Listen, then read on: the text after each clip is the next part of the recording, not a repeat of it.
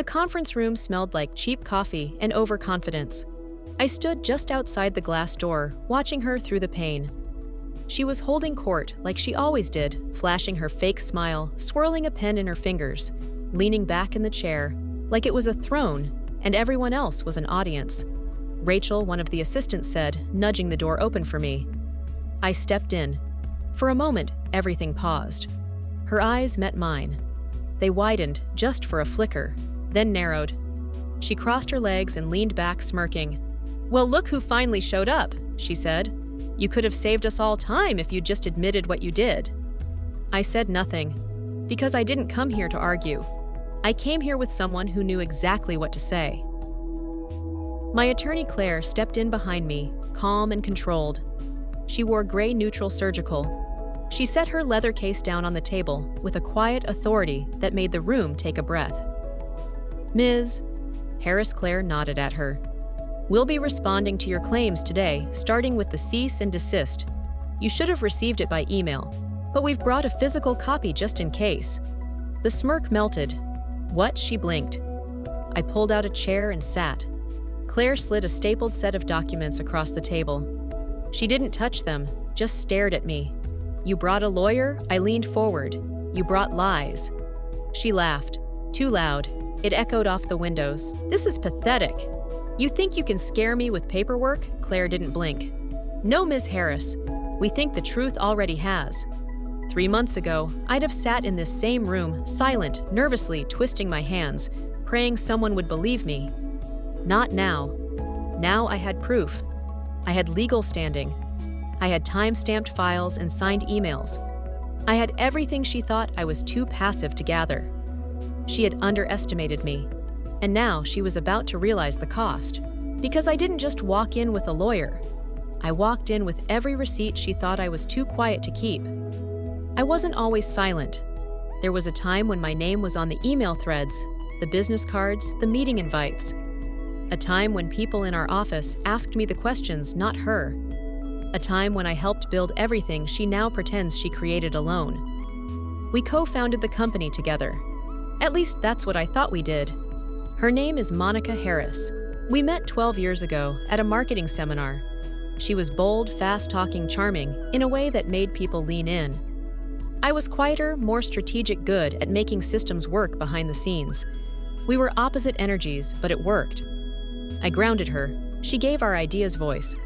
The company started with nothing, just us, and a coffee shop table with a shared laptop.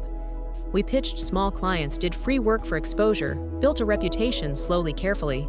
Within 3 years, we had an office suite downtown, 4 part-time designers, and a modest list of recurring contracts. It wasn't flashy, but it was solid. And it was ours. Or so I believed. The shift started with little things. Meetings I wasn't told about, client dinners I wasn't invited to, emails that went out with only her signature, even though I'd written half the proposal. "Just thought it'd be cleaner," she said with a shrug. Streamlined. I didn't push back. I assumed we were just adapting. Growth meant change, right? But then came the bank account issue. I'd always handled the books, tracking payments, organizing payroll, paying taxes. But suddenly, Monica suggested moving all financial management to her personal accountant. "It's just easier," she told me. "He's faster. Plus, you hate dealing with numbers, don't you?" No, I didn't. What I hated was being pushed out of something I helped build. Still, I let it go. I didn't want to seem territorial. I was taught that strong women don't complain, they adapt. But adapting became erasure. 6 months later, I found out through a client that Monica had signed a deal without me. A long-term branding contract worth more than anything we'd handled before. I wasn't listed, not as a contributor, not even as a partner. When I asked her about it, she brushed it off. "Oh, it happened fast. You were on vacation, remember? I didn't want to bother you." Bother me, I was a co-founder. She didn't bother to tell me we'd just landed the project that could reshape our whole company. I started checking things more closely. That's when I discovered she had registered a new business account, one I wasn't listed on. Clients were paying into it. Employees were being directed to use a new email signature one that didn't include me. It hit me like cold water. She wasn't building us up. She was phasing me out. quietly, strategically, piece by piece. When I confronted her, she looked annoyed, not guilty. "You're overreacting," she said. "The company just needed a more focused brand presence. We can't always co-sign everything. It's not scalable." "Scalable," I repeated. "This isn't some pivot. This is a power grab." She laughed, a low, cold laugh that still echoes in my head sometimes. "You always were a bit sensitive, Rachel. That's why I handle the clients. You're better in the background. That's your lane, my lane." As if my only role was to stay small while she climbed on my shoulders. After that, I stopped asking questions. Not because I gave up, because I was finally ready to get smart. I backed up every email, every calendar invite, every contract with my signature that was now mysteriously missing from archives. I went through the articles of incorporation, the original LLC, filing the tax returns, the old financial records, everything. My name was on all of it. And then, I made a phone call. Claire wasn't flashy. She didn't wear designer suits or work at a towering firm. But she listened. Carefully, completely. And when I handed her the folder of documents I'd assembled, she raised her eyebrows and said, "She's sloppy." I blinked. "What?" "She's been so confident for so long, she didn't think she needed to cover her tracks. That works in your favor. A lot." I didn't cry. Not in front of her. But when I got back to my car that afternoon, I gripped the steering wheel and sobbed like someone had just handed me my own name back. For the next 6 weeks, Claire and I built our case. We weren't suing for now. We were demanding she cease all use of my intellectual contributions, of our shared brand materials, and of client contracts signed jointly under our old structure. It was time she learned just because I was quiet didn't mean I was absent. When I walked into that room in Chapter 1 with Claire beside me and a binder of everything Monica never expected me to keep, I wasn't angry. I was clear, because for the first time in a long time, I remembered who I was. And she remembered too. After that meeting, the air around me changed. Claire submitted our formal cease and desist the same afternoon. It was a clean, direct, airtight document. Monica was to stop using the business name, client relationships, and branding materials that she'd quietly tried to absorb. Any further use would result in a lawsuit for damages and ownership misrepresentation. I had been quiet for a long time. This was the first time my voice appeared on official paper, and it made noise. Loud enough that Monica heard it, and loud enough that she started fighting back. Not in court. Not through her own attorney. No, Monica played dirty. She always had. First came the emails. Not to me, but to our old client list, to shared contacts, to mutual friends in the industry. "Unfortunately, Rachel has been struggling mentally," she wrote. "We're giving her space, but she's decided to take a more aggressive approach, and it's created unnecessary conflict. Please direct all future business to my new brand." She made it sound like I was the unhinged one, like I had just lost it mid-career, mid-contract. Then came the social media. She posted subtle jabs, always vague, never naming me outright. But those who knew us, they knew, and Monica knew they knew. One post said, "Some people mistake silence for weakness, but others mistake kindness for a free ride. Stay sharp." Another, "I built this with my own 2 hands. No one else gets to take credit just because they were standing nearby." Each post was designed to create doubt, and doubt I knew was dangerous. The calls started soon after. Clients asking what was going on. "Are you okay? Rachel, Monica said you had to step away for health reasons. I thought you retired." Every time I picked up the phone, I had to choose between defending myself or staying professional. I chose the latter, every single time, because I wasn't going to play Monica's game. I wasn't going to unravel the truth in bits and pieces on a phone call. I would wait for the one place it all mattered legally. Still, it hurt. People I had worked with for years, people who had trusted my eye, my ethics, my consistency, were suddenly hesitating. The woman who once referred to me as the backbone of our business was now treating me like a cautionary tale. And that silence, it was familiar. It sounded like every moment in the past where I'd been overlooked for being low-key, non-confrontational behind the scenes. But this time, I wasn't staying behind anyone. Claire advised me to stay focused. "She's trying to provoke you into a mistake," she said. "You're winning in silence. That's making her louder." We filed a second legal letter this time, outlining all the defamatory statements and informal slander. We didn't threaten. We stated facts. And we gave her 7 days to retract every false statement, or we'd move forward with a lawsuit. I wasn't bluffing. And Claire made sure Monica's attorney knew that too. Day 3 of our deadline, Monica emailed me directly. Just 2 words. "You're unbelievable." No signature, no greeting, no defense. I didn't respond. Because she was finally realizing something I wasn't the same, Rachel she'd slowly tried to erase. I was the one holding the file folders now. I was the one with a legal team. I was the one who no longer needed permission to protect my reputation. Behind the scenes, I was rebuilding. I reconnected with former clients one by one, not with excuses, but with clarity. "Hi Linda, just letting you know that I'm no longer affiliated with Monica Harris or her business entities. If you're receiving any conflicting messages, feel free to reach out to my attorney directly. No drama, no sob story, just control." Some of them came back immediately. Others took time. A few didn't respond at all. And that was okay, because I wasn't just fighting for my name, I was reclaiming my self-respect. I also launched a new brand of my own, not out of spite, out of strategy. Same services, same integrity, but this time with my name, my style, and my terms. I didn't market it loudly. I didn't buy ads. I just let my work speak. And within 2 weeks, I had more inquiries than I could handle. Why? Because the people who know quality, real quality, they come back. And Monica, she started to notice. On the 7th day, the final day of our legal window, I received a formal retraction letter from Monica's lawyer.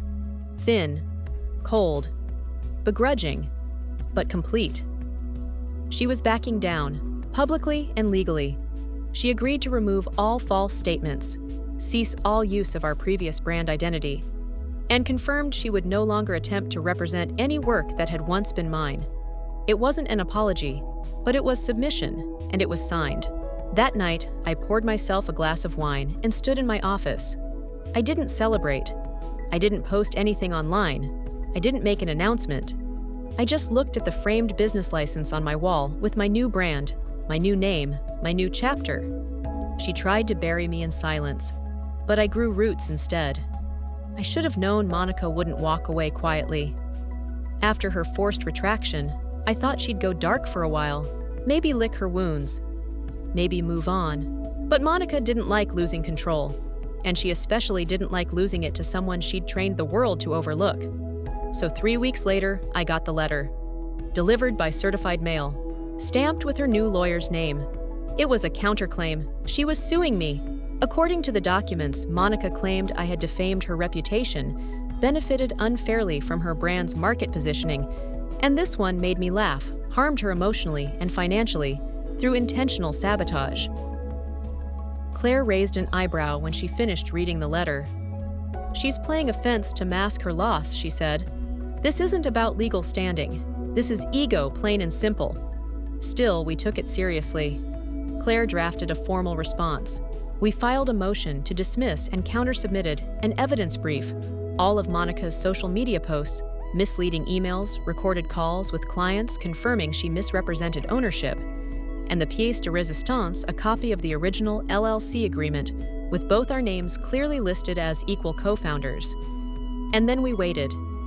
2 weeks later, we were in a courtroom. Monica walked in like she was still the star of a show. Power suit, too much perfume, all presence, no substance.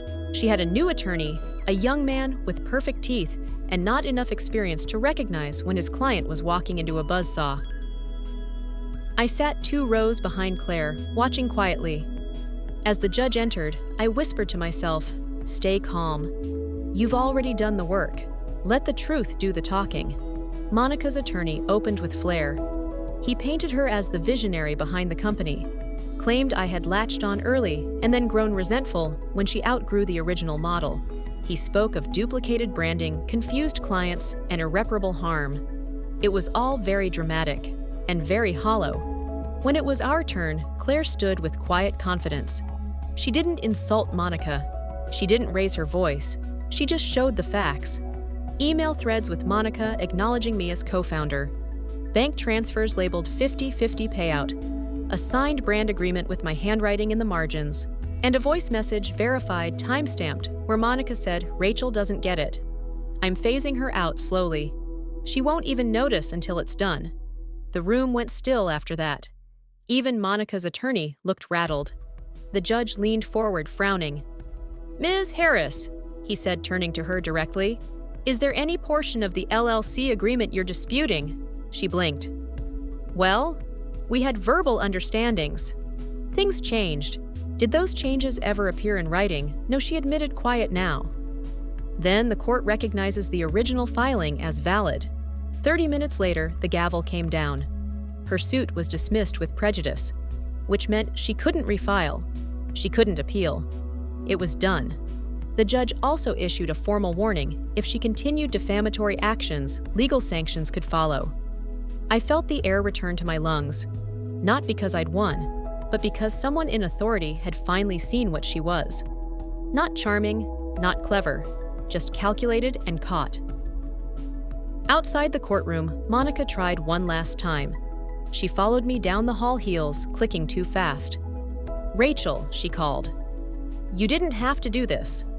I stopped, slowly turned. "No," I said, "but I had the right to." She shook her head. "We could have worked something out. We tried that. You remember, it was called partnership. You ended it when you decided I didn't belong anymore." She opened her mouth. I didn't wait to hear it. I walked away. Not in anger, not in triumph, in freedom. Later that week, Claire called me with one final update. Her lawyer resigned, she said. Apparently, Monica didn't disclose the full timeline or documents. He cited professional conflict and stepped away. I smiled. Not because I wanted her ruined, just held accountable. There's a difference. I didn't want her to fall. I just wanted her to stop pretending she built the thing I bled for. My business continued to grow. Clients came back. Referrals trickled in. I hired 2 freelancers to help with overflow work. But most importantly, I never again let someone else speak for me. I didn't need to shout. I didn't need revenge. I had something stronger: clarity, documents, and a lawyer who listened. I didn't post about the verdict. No dramatic Facebook updates. No victory tweet. No cryptic quote with a fire emoji. Just silence. The kind of silence that only comes after you've told your truth on paper in court, and without apology. I sat on my back porch that night with a mug of tea, watching the sun drop behind the trees, and let the weight fall off me. For the first time in years, I wasn't bracing myself for the next hit. I wasn't looking over my shoulder. I wasn't doubting myself. Because I had done something that so many women are told not to do, I had spoken up legally. And I hadn't done it with rage. I'd done it with receipts. When people talk about power, they picture volume, force, dominance. But the most powerful moment in my story didn't involve shouting. It was that quiet walk into the conference room, a calm lawyer beside me, and the knowledge that everything she thought I didn't see, I had seen. Saved. Prepared. She'd tried to cut me out. Rewrite the narrative, make me small. But I didn't need to beg for a seat at a table I built. I walked in, took my seat back, and let the law speak for me. If you've ever been told to just move on, if someone ever called you dramatic for defending your truth, if you've stayed quiet while someone louder distorted the facts, this story is yours too. Because your value isn't tied to who believes you first. It's tied to what you do next. Today, I run my business the way I always wanted to, with transparency, with boundaries, and without fear that someone is trying to erase me behind the scenes. And I've learned this: people who rely on manipulation never expect preparation. They count on your silence, on your guilt, on your exhaustion. But one email, one copy, one clause in a contract can be the thread that unravels their whole illusion. So save everything, trust your instincts, and don't mistake kindness for surrender. Have you ever been written off, pushed aside, talked about like you weren't in the room until you brought your facts to the table? I want to hear your story, because you're not powerless, and you're not alone. Drop your truth in the comments. Let's remind the world silence isn't weakness. It's strategy if you know when to speak.